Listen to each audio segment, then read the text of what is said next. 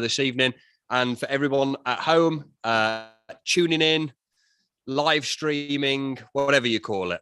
My name is Dr. Rob Francis. I'm one of the lecturers in creative and professional writing at the University of Wolverhampton, and I'm delighted to be the compere for this evening's literary delights. We've got a bunch of really amazing couple of recent graduates that we can't seem to shake, who keep turning up to events like this, but we love having them anyway. I'm going to kickstart off with a brief little passage from my novel, The Renner. This is called Summer Road. I walk past decayed buildings, desolate public houses and ruined walls. Cranes pierced the skyline, yawning upwards towards grey clouds, then plunged deep into the earth, screwing into the soils. Cogs turned cogs, grating chains that spiraled coils and spasmed the ground. Metal beasts pulling down the mills, building temples for shiny shooted suits to live. Garden City, they call it. Our dads used to work there. In the short years between my Navy service and returning home, so much had been demolished and renovated. I pass rustling waste and rotting sanitary towels. Fences guard the sites with wrought iron vigilance. Axles and beer cans rust in the ruin. The gangs have brought up patches of this land and they are sitting on it. Renner windows witness screams of smog and sunlight. Towering red brick chimneys and dark church spires catch dust.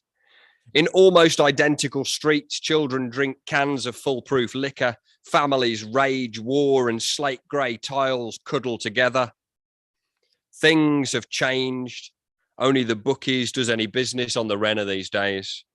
Between fried food bonanzas, clock in, clock out and sleep, people shout, starve, stone the family pet. They laugh a little, eyes rolling backwards, shrug.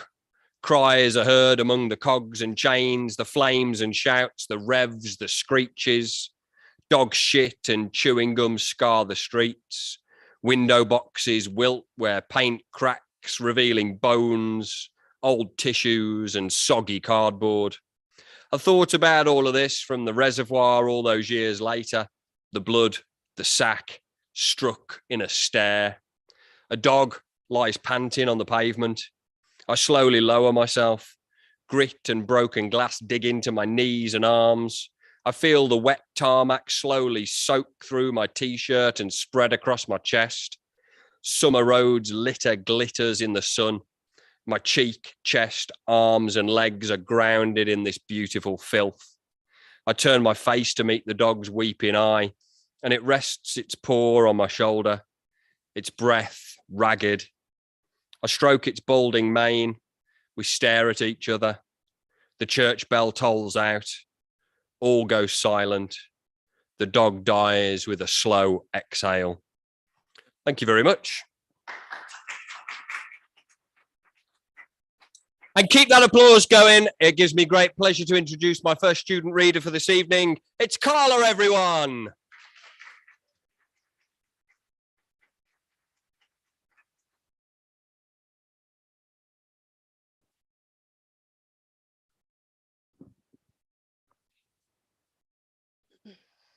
There was always Nonna picking us up at the bus stop. Nonna hated winter, yet during the cold season, she would purse her lips and put layers on top of layers like an Eskimo. And she would come pick us up. Nonna was always on time. Nonna always smiled when she saw us getting off the bus. Nonna would always pick us up at the bus stop. Until one day she didn't come. Nonna did not forget, nor change her mind because of the weather. Nonna went to sleep like Winter, but Winter could wake up.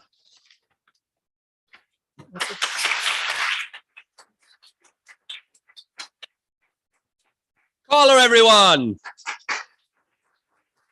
Next up behind the mic is the fantastic Teresa.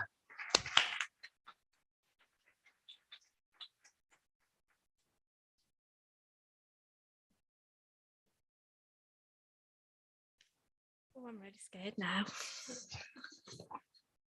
I'm going to read you a poem. It doesn't have a title. Well, it's had 3 titles and I can't decide which one I like best, so I'll leave it without. I am 10 and you can't hear me because I'm really short because I'm only 10. I'm 10. I play sport like a pro. I could be great. I could be professional, but I missed my chance. Someone made me miss it. I'm angry. I'm sad for missed opportunities. I could have made the first team, the big time. I'm 10. I run in silence. I don't compete. I just run round and round the playing field. No one faster. No one slower, just me running. No one to chase me, no one to stop me. I run because I can. It releases me. I run free. I am free. I'm 10. I stand at the table and eat while my sisters sit. This food, this fuel, it feeds my body so I can run. And I do. I keep running. I'm 10. I hear cries in the night for him to stop. In the morning, I see bruises, a palette of primary colours on skin. Colours and bruises fade. I'm 10. I stand before the wicket, my hands sweating on the grip. The bowler takes his turn and bowls. I hear the crack, red leather strikes the willow, and then I run. I'm 10. I lie awake in my bed. I hear groans, thuds, shouts, and screams. I block it. With a pillow over my head, I try. I fail. In the morning, the vacuum wakes me. I dress in the cold. Frost sparkles inside the windows. I go downstairs. I see blood splatter on the wall that she'd missed when she cleaned. I'm 10. I stuff cardboard in holes in the soles of my shoes and still I run. I run to school and I run back home. I run in the sun, the rain and the slushing snow. I run to forget. I run to hide. I run to be free. One day. I'm 10. I struggle in school. Bullies know. I can't compete with cool kids, so I keep running. No one hears me. No one notices. I don't tell. I run. I'm 10. I'm different. I don't know why. I'm 10.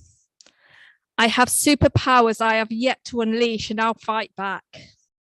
But I'm 10. I can be whoever I want to be. I'm going to take every sad, bad, and maddening thing, throw it to the wind. I'm going to turn around and walk. I don't need to run. I can choose. But I was 10 and I ran. Thanks.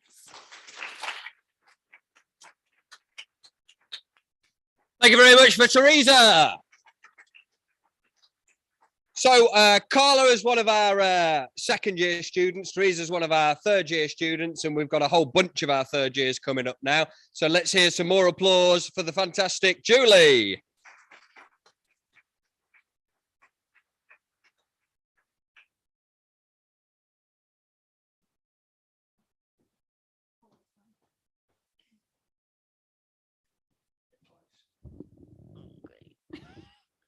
Don't need to hear me. Oh, okay. All right. I wrote this a little bit earlier in a lecture for going around the region. Okay. First time, eh? I get it. We get a lot just like yourself coming in here from all walks of life. You're not alone, you know. You just have to look around and you don't have to be ashamed. What's that? Didn't have enough because the lecky bill. That's a crying shame there. We all gotta be able to heat our houses lest we freeze to death, thanks to those Tories in power. And the power companies ain't any better, are they? Got enough money and what more? And what do they want? Bloody more. Greedy bastards. Don't you worry, darling. Come in, out of the cold. Stay a while. We don't just do food, you know. We do all sorts. We can get you sorted with the lot. Come on, let's get you started. Now, don't take too much. Remember, there's people just like yourself. They're all going to be wanting something. So just keep that in mind. Now, if you don't mind me asking, tampons or pads? I can get you a few of those too. Costly things they are. Should be free in my eyes. A luxury, they say they are. My ass. Since when was it a bloody luxury to bleed once a month? I'd like to see them cope with all what we women have to put up with. Don't mind me. I'm just ranting now. Sometimes I just can't help myself. Does get me into a bit of trouble though. Always shooting me mouth off, I am.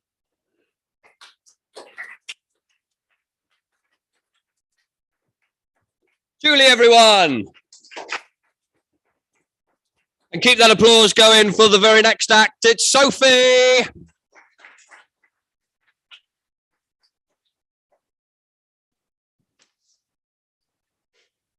Okay, I just have a free verse poem. It's called Death is a Season. Death is a season called autumn. As those harvest leaves scatter, a fresh death in orange and brown, trodden underfoot in mud, forgotten in the ground. His cold breath throws a chill in the air. Biting one's nose, treacherous ice beneath, barren branches wave in the newest departures. You hear the crunch of a dead leaf, the crackled wheeze of a final gasp. I hold on tightly to loved ones who won't make it through the winter. Thank you. So we've had lots of beautiful poetry, lots of beautiful monologues. What's he going to give us this time? Give it up, everyone, for Callum.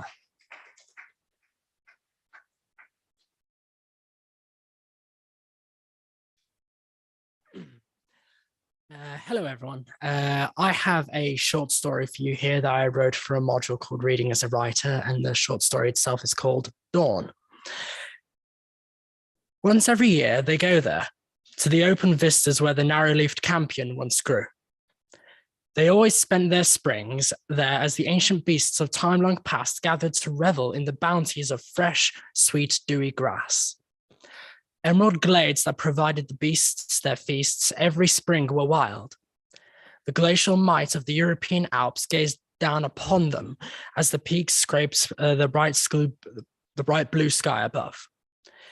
When they are here, they found great joy in being human.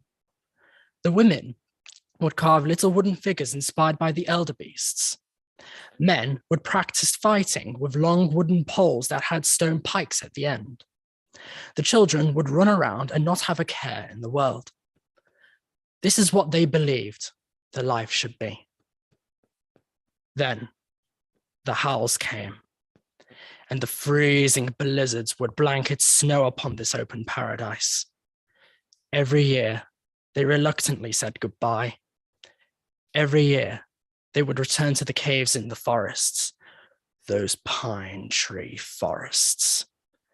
The children were frightened of these forests. It was almost as if they could sense an ominous presence coming from there. They were all afraid of going out, knowing that the giant furred beasts would find them. The blue skies that they so loved, were now nothing but a distant memory. Winter was here, and she was ruthless. The leader of this group was Bijil, and he is strict. He had a good reason to be. During the savage winter did he seek the attention of his peoples. The sky would be incredibly dark at first, which required everyone to stay inside. He knew that survival would be limited. After all, other members of the tribe went out one day to look for whatever scraps of food they could find. But they never returned. The winter got them. The winter takes anyone. Vigil knows this because his lifelong partner, Nokomis, never came back. He searched for her, and when he found her, she was naught but the meal of a lion.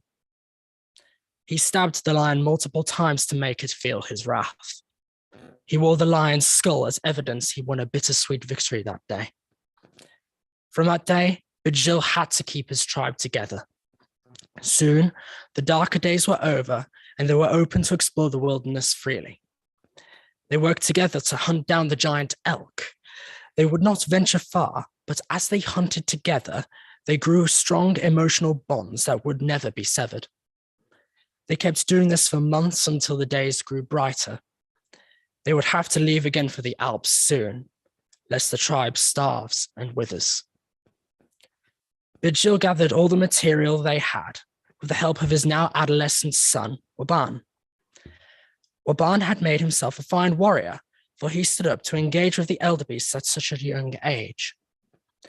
This was to be his first time acting as warrior for when the tribe migrate to the European Alps. He takes on this responsibility sternly, for he has learned of Winter's cruelty. He knows that she can be conniving. He knows that she can be cunning. He learned such from his father. Vigil taught him everything he knows. Waban trained continuously for that day. The day that he seemed to dread and mythologize at the same time was here. He would make his father proud. When the next dawn had arisen, they left their cave. They would probably never see it again. Vigil led the tribe at the front, whilst Waban stayed near the back. They needed the many eyes of the tribe to keep an eye out for aggressive beasts. Everyone was wary. They could hear the wolves lurking on the outskirts of the forests.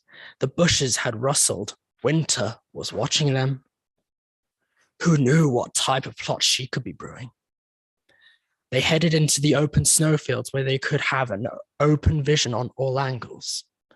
Luckily for them, the sun was protecting them from the dark. It was a rare occurrence when the sun rose, but they learned quickly that it would not last, so they took the opportunity to walk as far as possible. When the dusk did arrive, they gathered around a nearby river. This is where they set up camp to stay overnight.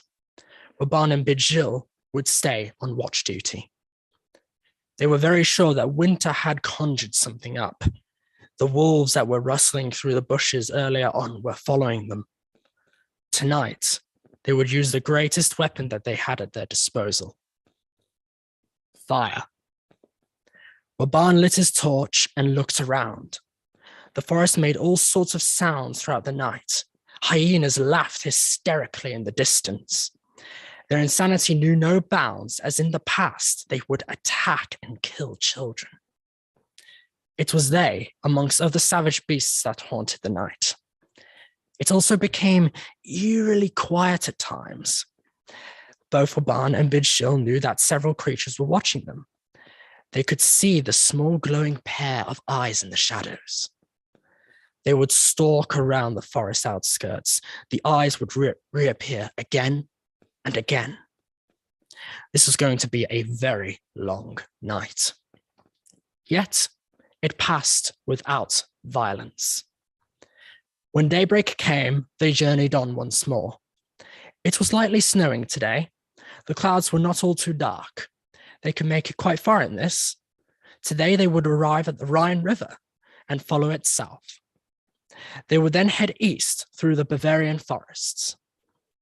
After exiting the forest, they would reach their destination. When on their way there, they hunted down more food. The young boys would learn what it is like to hunt and engage in combat. For now, though, they would have to watch from the sidelines because they were not properly trained yet. But as they grow in age and appearance, they would learn how to wield a spear. They would also learn to set up traps amongst other skills that were vital for hunting, especially tracking. The women of the tribe taught the young girls how to make clothing and medicine. This would happen by the gathering of materials. They would often skin the furry hides of dead animals to make clothes and tents. The medicine would be made with the medicinal herbs they would acquire along the way. However, no matter how much they prepared, winter was always one step ahead of them. When they had reached the Rhine River, Waban and Bijil had to be on high alert, since there were giant beasts that joined them. These beasts had shiny brown fur and long white tusks. One of them, which was by far bigger than the others in the herd, stayed back to warily watch the humans. She was the matriarch of this herd of magnificent beasts. She would only ever attack humans if they planned on attacking the herd. Both Waban and Bijil appreciated her large presence. They hurried the other tribespeople along so they would not upset her. However, this does not mean that all forms of these majestic beasts would give them a free pass. There were male forms of this species as well. Their tusks were often twisted, and when the migratory season of the year occurred, they would get incredibly grumpy. This made them a dangerous hazard to humans, whom, with the slightest misstep, could cause these male beasts to go on a violent rampage. The tribe themselves were taking a break when one of the children had wandered too far from them. Luckily, Waban followed the mischievous child. Unluckily, the child was running so fast he wasn't paying attention to what was in front of him. He slammed himself in the hind leg of one of these male beasts. Waban ran out in front of him, armed with a spear. The male beast turned around to see both in front of him. That was when it went out of control. Waban and the child started running with the sounds of loud stomps behind them. They would find Bijil, who came looking for them, fearing the worst. The tribe had to get back up and start going eastward to hopefully lose track of the male beast.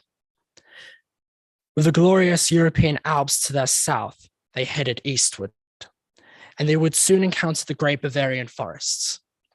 Waban and Bijil swapped roles. Waban went to the front and Bijil went to the back. These forests were very busy at this time of year as animals migrated in search of food. The males searched for mates. It was the dawn of spring at this point, so the bushes started growing leaves and berries again. The trees stood tall and proud. The wildlife had just woken up. The tribe had made their way inside already. The tribe felt an overwhelming sense of excitement as they head on through. Bijil, though, was wary. He could see other large beasts within the forest. The horned beasts with their large single humps could charge at any point if they felt alarmed. Bijil was still thinking when he heard the screams of other humans nearby. His spear was immediately at the ready. What horrifying beast would come to harm them?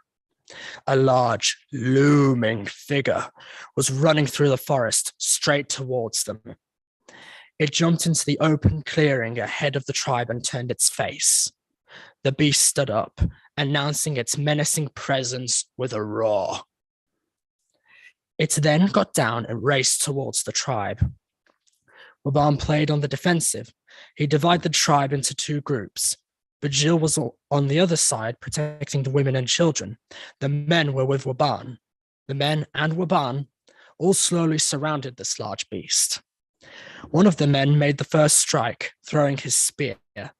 It missed, and the beast raised his left paw and swiped him to the side. The other men, filled with fury and anger, jumped in. They all thrusted their spears at the beast. The beast furiously gnashed its teeth at the different people who surrounded it. It clawed at them with deadly swipes. Bijil soon jumped into combat with Waban. Now that the women and children were in a safe place, their screams and gasps of fear could be heard through the bloodshed as men fell, one by one, until only Waban and Bijil were left. The beast jumped on Bijil, who felt a shiver down his spine as the beast glared at him. He called out to Waban and pointed out to the open vista which was just ahead. Waban was torn. He did not know what to do. He could not take on the beast on his own. He gathered the women and children who quickly followed him. Tears formed in his eyes as he heard his father's high-pitched screams. This memory would stay with him forever.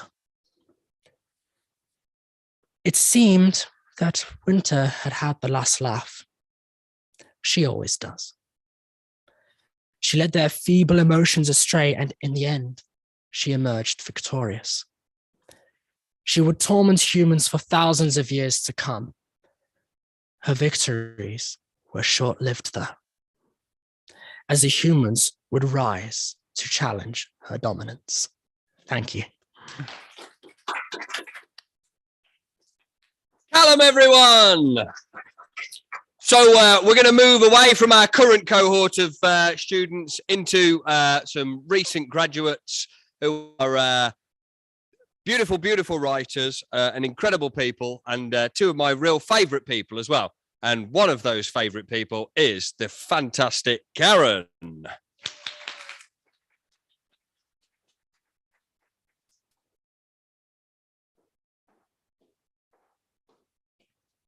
Hello, everyone. It's very scary being back in MX again. I wasn't sure I was in the right place. Being graded. Oh, dear. Okay, well, this is sort of a work in progress. It is completed. My working title is When the Deluded Meet the Demented and the Drug Deal's Off the Table. So that's where I'm going with it. That might be the best bit. Moors lead up against the telegraph pole, her slight frame causing only a slight bulge in its silhouette if anyone should happen to be looking. But at this time of night, and in this particular place, there was no one. Still, she flattened herself against the wood, checked once more that her shock of white hair was all tucked into her beanie, and pulled the hood of her Peter Storm jacket over it to shield her face. Her Fitbit confirmed the 18,453 steps she had achieved that day, and that the pounding of her heart was actually a regular 58 beats per minute. The time was 23:41. She wedged the device back up her sleeve and made a mental note to ask one of the grandkids how to decrease the brightness of the display. The waxing gibbous moon bathed the woods in a silvery serenity. Above her, the lonesome, quavering hoot of a tawny owl interrogated her presence in his kingdom, and a rustle in the undergrowth made her fearful of a hidden army gathering to attack the intruder. Cutting through the hooting and scurrying, the sound she had been waiting for grated across her consciousness like nails across a chalkboard. A car was accelerating past the crematorium, gathering speed as it screeched a shallow left across the mini roundabout and slewed across the road before righting itself. Picking up speed once more, it approached the next mini island, the glare of its headlights slicing the darkness like a lightsaber. She had no doubt that the occupants would feel every bit as invincible as the Dark Lord himself. Timing would have to be a lot quicker than they had allowed, she thought, as she mentally clicked the beat and rehearsed the steps of the plan. The car had taken just 12 seconds from navigating the first roundabout to passing her hiding place in a blaze of shrieking, high-pitched madness, like someone had briefly opened the door to a party. The steaming imprint of the noise, smell, and light hung briefly in the lane as the wide-bore twin exhausts thundered the vehicle on into the rural borders of South Staffordshire. In the residual vacuum, Moore's phone vibrated in her pocket. Reggie. She peeked through the hedgerow, making sure there was no midnight dog walkers lapping the housing estate's perimeter before swiping the dancing green image. Reggie, she hissed. What did we say? No contact. Sorry, Bab. In the In the now unruffled night air, she could hear Reggie's jovial boom without the need of the phone. We couldn't wait. She snapped the phone shut and jogged across the road, cutting through the gap in the hedge to the bungalow at the back end of the cul-de-sac. Reggie and Pat were crowding the bright doorway of number 24. Walter and Doc behind, trying to see past Reggie's bulk. Who's got the kettle on then? Coffee with a double slug of Baileys for me. It's bloody freezing out here, and I had to have a wee behind the hedge. Bit of a shock for the fox. The five of them gathered around the small dining table, knees and elbows touching as they leaned in close.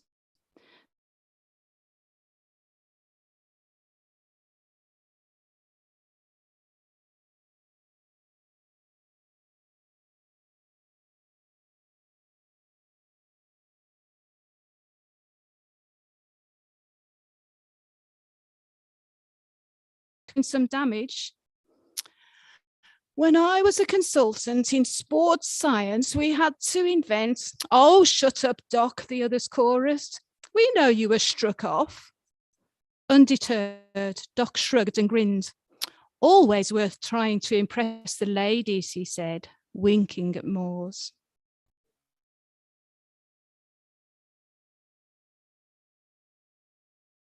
Anyone seen my crash hat? Pat touched his hand. Hey, Walter, you sit down, finish your cuppa. I'll go and get it. Walter sat down again while Moores followed Pat out of the room. He seems a bit worse this week, said Pat, putting her arm across Moore's shoulders. Do you think he might have an infection or something? Moores rubbed her face. Who knows? He was okay at tea time, asking me about the roadkill game and the 15 cats killed this year. But then come 9 o'clock, he was worried that he hadn't seen Naughty Nick all day, and he was looking for the treats tub to shake in the garden to see if he would come home. She shrugged and turned away to pick up Walter's fleece. Sorry, Pat, it's late for these conversations, isn't it? I just wish the GPs would pull their finger out and get some investigations organised. The worries making me as puddled as him. Doc's being brilliant, though. Once you get past the I used to be a consultant, whatever business. They could hear the men chatting in the other room. Reggie reassuring Walter that Moores would be bringing the car, so it didn't matter about the bike and that. And then Walter laughing as Reggie went on to explain how the cat idea would work. Who thought of a zombie cat on a tripwire? He asked. It sounds like Monty Python. That was your Moores, said Doc. Really, said Walter. She never tells me anything. Well, we all chipped in, said Reggie. Me and you had a great laugh, don't you remember, constructing the retracting mechanism for the wire? Mind you, and he lowered his voice, you did have a cheeky half pint of speckled hen to help it all along, didn't you? Walter slowly shook his head. Reggie picked up one of the mugs they'd been using. Do you remember these bad boys, he asked, pointing at the frolicking kittens on the picture. Doc looked interested. Charlie and Buster, obliged Reggie. They didn't come home one night and then we found them both on the lane. The vet said Charlie would have been killed instantly. Buster's injuries weren't quite so bad, and he might have survived if he had been found straight away, but we didn't find them until the next morning. Lying together they were. We like to think that Buster had tried to get home but stayed with Charlie instead. It brings us a little comfort. Walter rubbed his eyes. Ah, Naughty Nick, he said. He was killed. We didn't find him for ages, then Moore found him across the other side of the lane. We thought some scumbag had just slung him over the hedge into the woods. Reggie and Doc nodded. They had heard this before many times. But Walter was in the groove now, so they didn't stop him. They've got a game going on, you know. It's called Road something. He tapped the table. Roadkill, that's it. Somebody told us they've got a scoring system, and if the force of the impact launches the kill into orbit, then it gets extra points. 500 apparently. We reckon that's what's happened to Naughty Nick, don't we, Moores? He asked, as Moores and Pat came back into the room. Moores helped him on with his jacket, confirming, yep, 500 for a launch, 400 for a splat, 300 for a Kirby, and 100 for an adrenaline run. Now, come on, you guys. We better shift or matron will be making us do afternoon bingo for a whole week. I had to pinky promise we would be back by 1 a.m. You wouldn't think we were adults, would you? Doc stood and straightened his bow tie. I shall just tell them I was giving a very important medical lecture and it ran over time, he said. Moores grinned. I suppose you come in useful sometimes. Just remember, if you can't convince them, confuse them. They all laughed. And after confirming the time of meeting again, Moores drove Walter and Doc to Bushbury Fields care home where they had adjoining apartments. Moores had awoken at her usual time, despite little more than 3 hours sleep. She was now thinking about the events of the last few weeks as she rhythmically splashed lengths of the swimming pool. The realization that something was going on with the cats of the area. Stretch, pull, breathe, head turn. The increasing number of young men using the roads around the estate as a weekend racetrack. Stretch, pull, breathe, head turn. An overheard conversation boasting about roadkill scores. Stretch, pull, breathe, head turn.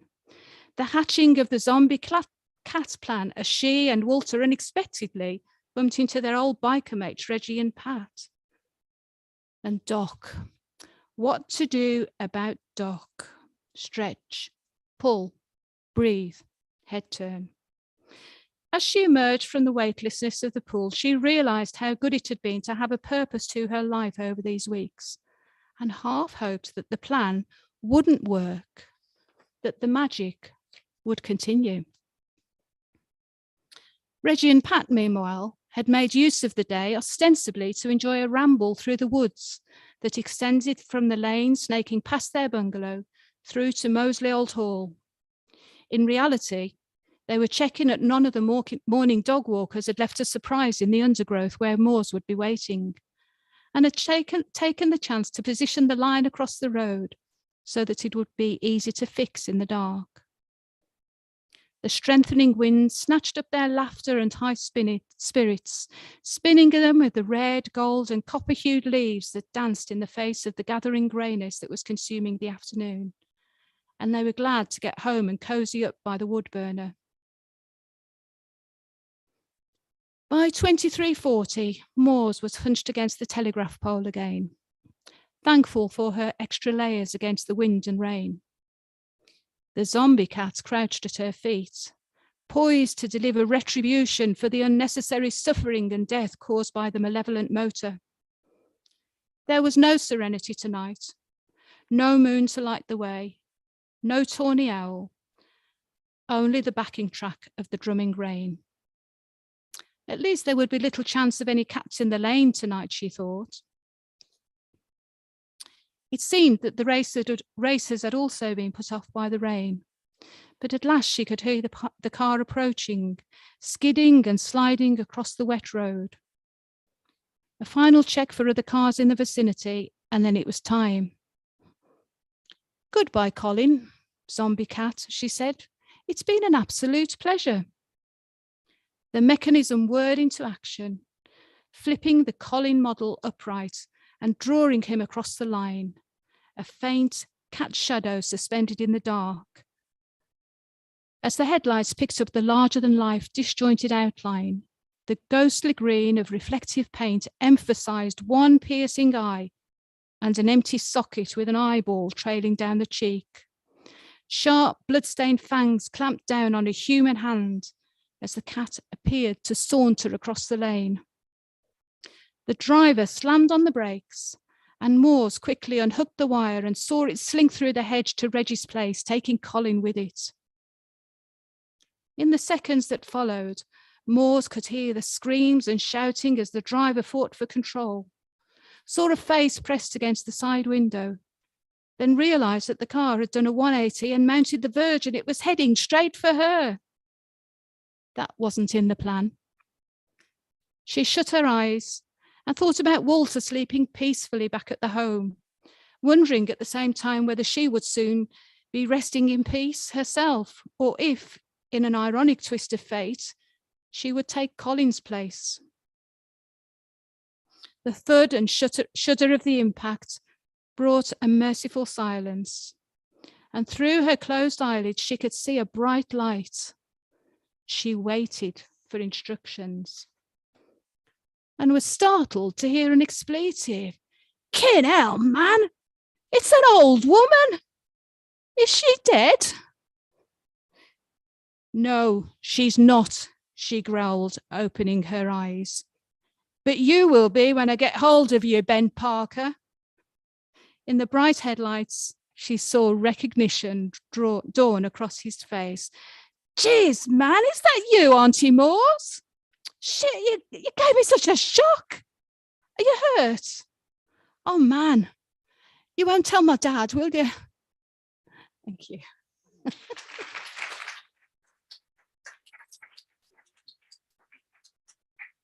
Carol, everyone! Keep that applause a rumbling for my next guest, Fiona.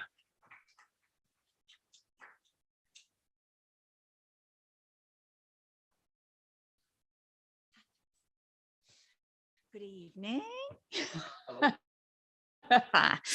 I think as this is going out live, it probably ought to come with a warning that adult language is an intrinsic part of this story. Put it out there rather than shock everybody who might be listening. At the moment, it's called Homeward Journey, and but it might change. But anybody who's been on a bus in the West Midlands may have found themselves possibly in a similar situation.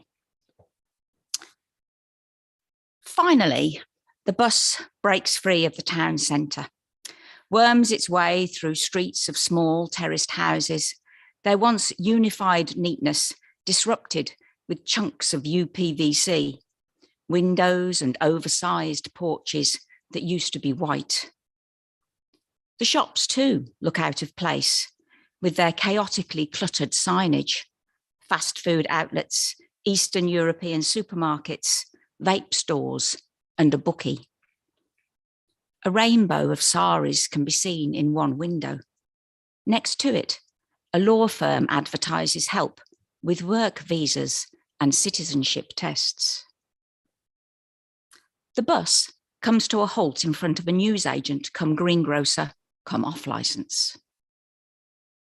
A tiny rectangle of a woman darts on board. If this was somewhere else, you might say she is petite. Perhaps the word elfin would spring to mind. But this is the number 79 from West Brom. Here, she is just small and skinny. Her prominent cheekbones and paper-fine skin speak not of beauty tweakments and carefully programmed intermittent fasting. Instead, they hint at other kinds of injectables and a constant, unasked-for hunger. Despite the mild, dry day, she's wearing a padded anorak, zipped fully to the neck. As she makes her way towards the back of the bus, she pulls the hood up and as far forward as it will go, recedes into it like a tortoise backing into its shell. Scrambling on behind her come two dogs, one a deep amber, the other darkest black. Their coats shine, highlighting the bulk and curve of the muscle beneath. The click, click of their claws is accompanied by the clank and scrape of heavy chain leads dragging behind them, two canine ghosts of Marley. Their progress is slowed by their constant turning to look back at the man who follows. He is a short, solid block of a man, square-shouldered, stocky-legged, one leg made to look chunkier still by the can of lager tucked into the pocket of his faded combats.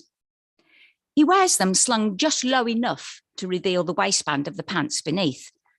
These claim an unlikely history, proudly declaring they once belonged to Dolce & Gabbana. The man and dogs stop at the bottom of the stairs to the upper deck. Go on, you daft bitches, he says to the dogs. Up you go. The dogs sit down. Angel, demon, go on, up the stairs. The man frowns, and the small tattoo of a crucifix that sits just above his left eyebrow twitches in response. He moves closer to the stairs, and the dogs immediately stand up and begin their ascent. The man follows, bending down, ignoring the trailing leads, and instead stretches his arms out as though shepherding the dogs or preparing to catch them should they fall now the bus is moving again, swinging its way back into the traffic. The woman reappears and heads up after them, muttering into her anorak hood as she goes. Some of the other passengers glance briefly at each other, sharing an unspoken relief at something unknown averted. For a few moments, there is quiet. Then, dark rumblings can be heard from the upper deck. An explosion of noise and a torrent of words come tumbling down the stairs, along with the man, the dogs, and finally the woman. Leave us alone, will ya? The man growls. What you got to keep following us for? I ain't a fucking prostitute. I don't have sex with men for cash. Never said you was a prosy. Well, I ain't one. I ain't. You got no right to say I am. Who the fuck do you think you are? I ain't one. I ain't a prostitute. I never said you was. And watch what you're saying. There's a time and a place, and this ain't it. You can't tell me what I can fucking say and when. If I want this to be the time and place, it's the time and pissing place. Jesus, what's wrong with you? There's bloody kids on this fucking bus. Will you watch what you're saying? I don't care. They ain't my kids. You are. Look, I never said you was a prosy. Never called you that. It's you what's saying I did. What I ain't one. I ain't a bloody prosy. How politely busy the other passengers are. How focused, enthralled by texts and TikTok and tiresome traffic. Everyone else looks anywhere else but at the man and the woman. The man sits down on the first seat available, extends his left leg with its attached can of lager into the aisle. The young woman sitting on the seat nearest to his peers even more intently at her phone.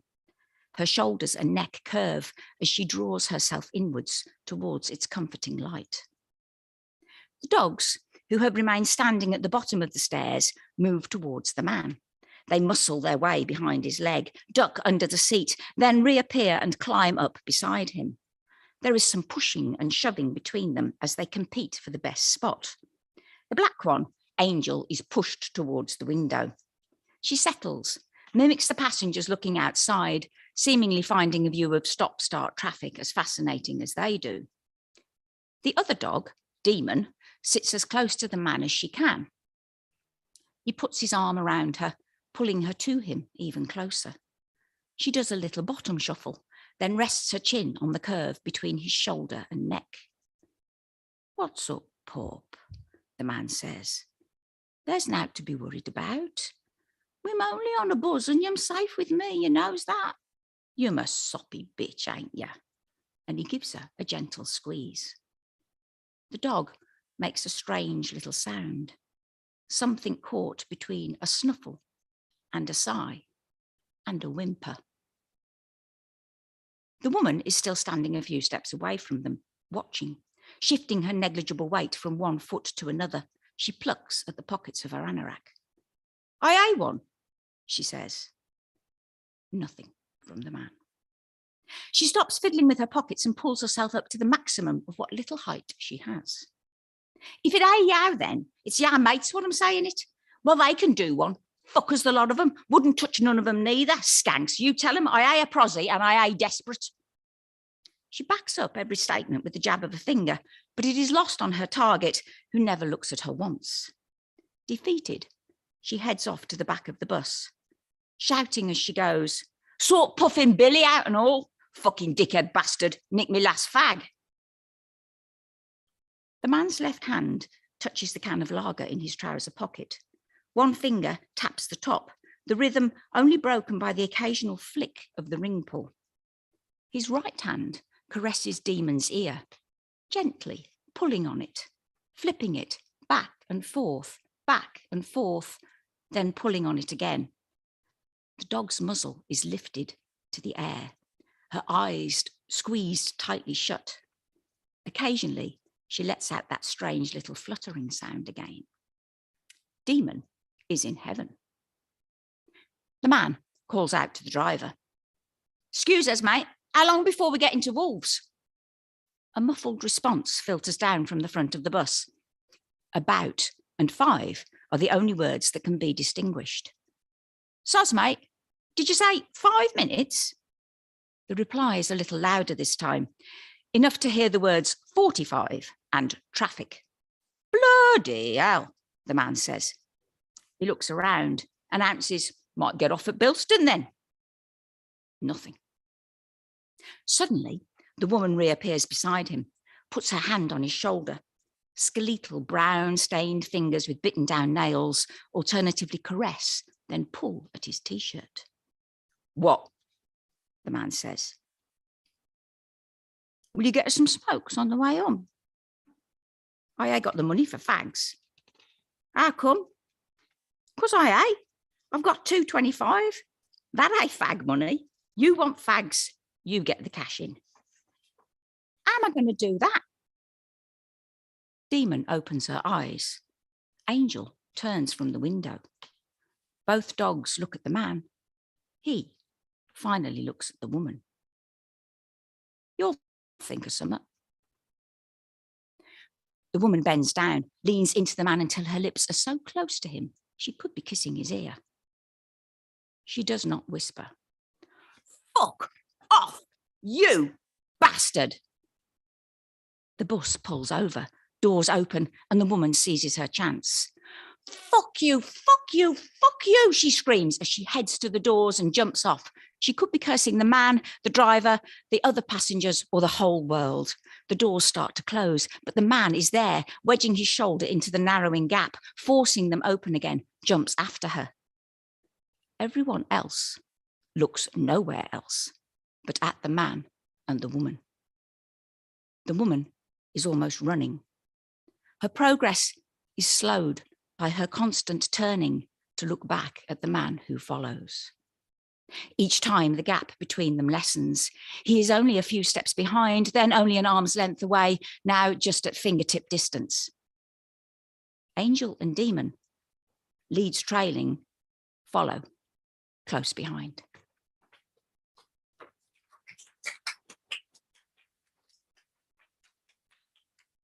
Fiona, everyone.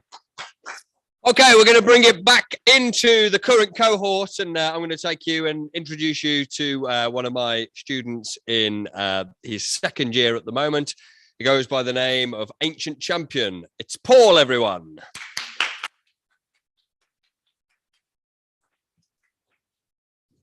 Oh, hi.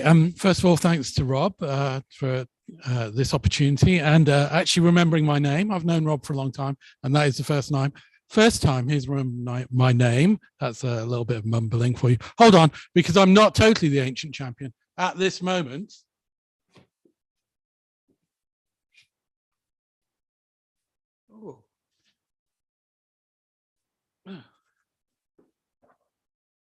Oh. That's better, my monstrous alter ego, which is far less shy than Paul, who was sitting over there, actually is. Anyway, so look, and in case you think I'm improvising this, I've written it all down, even the hey, hello part at the beginning. And the thanks for Rob. Oh, and no thanks to Rob for putting me on after Fiona, who was actually just too amazingly brilliant. That was totally astonishing. I really loved that. Anyway, so I attached the crown.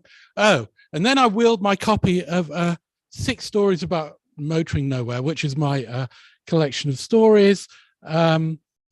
If anyone's seen me read before, seen me stand on stage before, you'll probably feel a bit aggrieved that I've come back and I'm going to do the same thing over and over again. These stories, though, I will say, are somewhat widely acclaimed, but that is mainly in a geographical sense. And also, although it's called 6 stories about motoring nowhere, there are actually 7 here. So, it's not the worst. It's not absolutely the worst. Anyway, look, I was going to write something entirely new for this evening. Given that I had an age to prepare, I was planning to usher into life I have to read this because I can't remember it all, sorry. Anyway, I was planning to usher into life some new wholly fictional character, Trainer Bantam. I love that. Oh, I just love that name. I mean, I just love his name. Okay, Trainer Bantam. He has all of the potential of a lifelong ne'er-do-well who may or may not borrow bits and bobs from my memory. And the unlikely episode of Trainer's brief affair with Margie Dupree, a Midwestern child pageant beauty queen turned Hollywood screenwriter. Margie was a good writer, and although I can't tell you too much about them, I feel duty bound to tell you something. I can't resist. You see, I'm a bit of a, I don't know, I'm a bit of a gossip and a gadfly like that. But of course, Margie and Trainer are private citizens and would be severely pissed in the knowledge that I shared any of the secrets of their debauched Scott and Zelda madness with you, like a lawyer up pissed, and I'm not so insured. So I sat over there and actually changed some names because they are private citizens, and it's part of a sort of life writing exercise. Anyway, that means in a couple of places, as regards Margie and Trainer, should I tell? Are the cameras in the room? In fact, there are. Would it end up on YouTube? What would my parole officer say? And I could get into so much trouble that I would not welcome. But I'll tell you one time, I did hold a secret. And the secret belonged to a very discredited 80s and 90s pop star who was absolutely beloved by indie kids at the time for threatening the order of the day with songs like, I'm not saying they were songs like Margaret on the Guillotine and The Queen is Dead. How prescient. Anyway, he is, of course, persona non grata now, and deservedly so. That's what hate should reap. Anyway, the source of much of my current wealth, perhaps, that allows me, a middle-aged person, to stand around in a crown, and to consider my hands, more than anything else that other people typically consider, so soft, since they've never seen a hard day's work.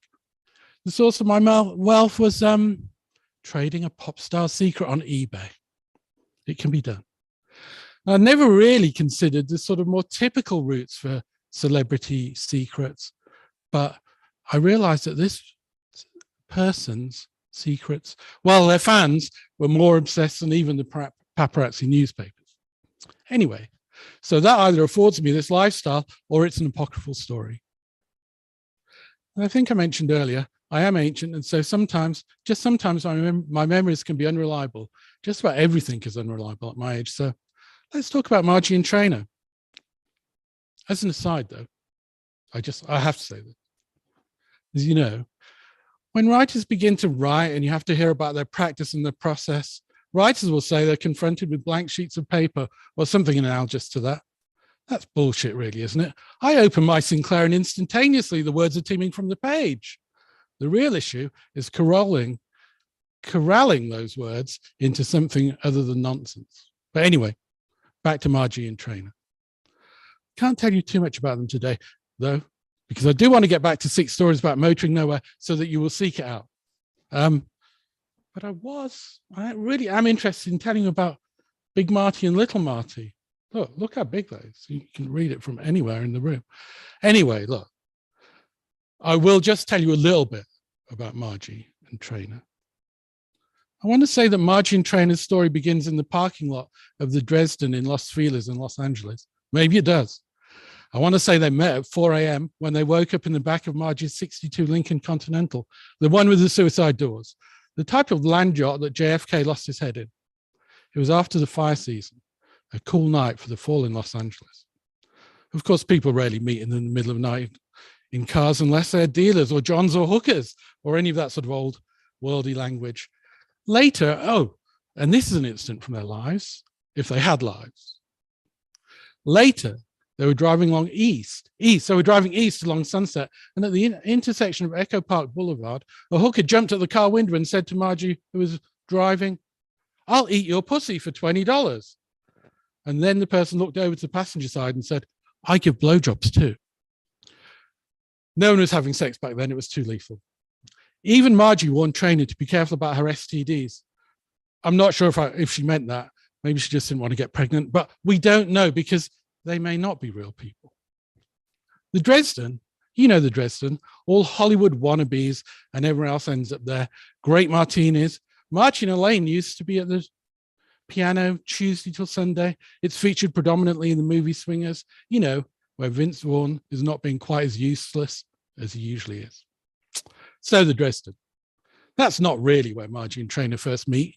People don't meet in the Dresden like that in the middle of the night or in the car outside. They'd met a week earlier at a Hollywood costume party on the floor above Walt Disney's loft on 6th Street downtown. That's not the Walt Disney. That's a guy who's called Walt Disney, who lives in Southern California, which is not the greatest thing in some respects. Okay. Margie was dressed as a female gravedigger. She wore a carved pumpkin on her head, like an orange Louise Brooks bob. Her clothes were covered in mud and she had a shovel. Trainer Bantam, who hadn't been bothered at all it was Halloween and certainly didn't have a costume, saw some people dressed up on the fire escape and followed them inside. For whatever reason, I don't know, a lark, a jape, Trainer began shouting at everyone, turn the fucking noise down! Turn the fucking...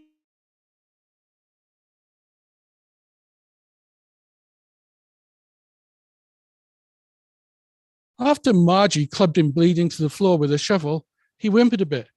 You fucking fuck. I've come as the angry neighbor. Look, because of who they are, I already feel like I've said too much about Margie and Trainer, and we really need to get on to 6 stories about motoring nowhere.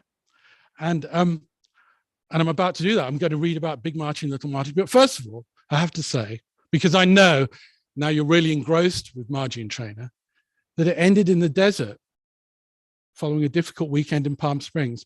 Trainer, there he was in the desert, watching Margie's taillights fade. That much I know. Thank you very much.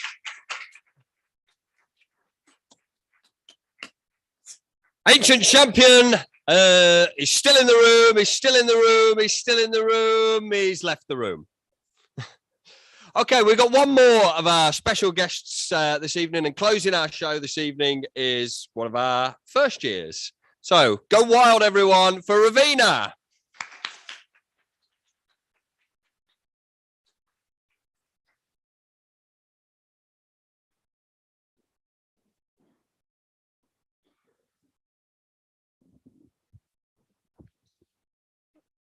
Hello. I'm not really sure what it is, but I've named it Proud.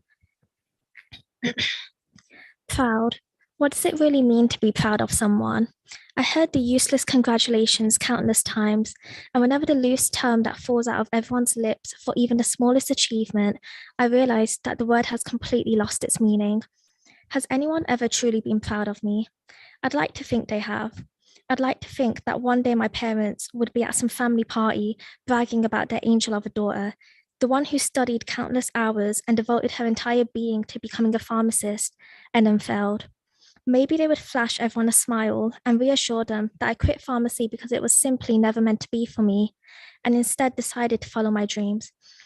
I could imagine the gasps and hushed muttering between the aunties and elderly women in the room.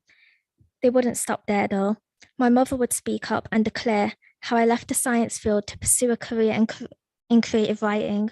She would explain how I finally allowed myself to follow my heart, and as selfish as it sounds, I could never regret doing it because of how fucking miserable I had been before.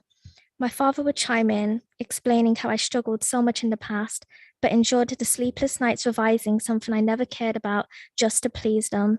He would share my tears that had been shed, and somehow, from nowhere, he would pull out all the tear-stained papers filled with a barrage of equations.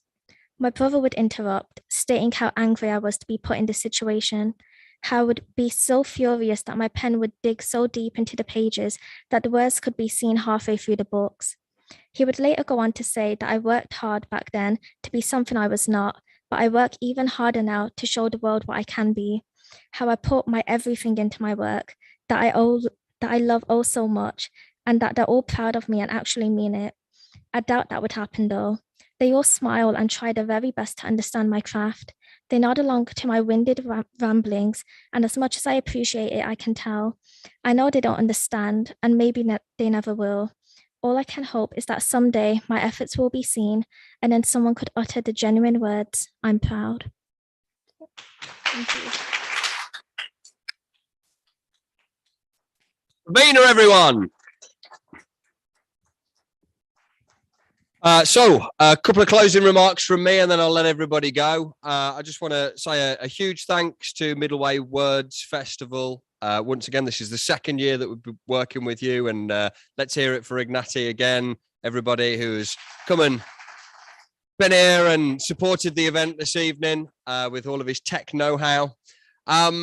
There's loads more stuff going on throughout the week and across the weekend, so please check their website out. There's loads of really great events. They're only in their second year, but they're already doing some really, really cool stuff on the literature scene. Give everybody in the room another big round of applause, including yourselves. Many of the people reading tonight, it's their first time behind a mic, so like, serious hats off to you, because it's not the easiest thing to do in the world, and sometimes you got to shake off that anxiety and cut your teeth, and so I'm really proud of you. That's all I want to say. So thanks everyone for coming. I'm going to stop gibbering on. Thank you again. Bye. Thank you. Bye.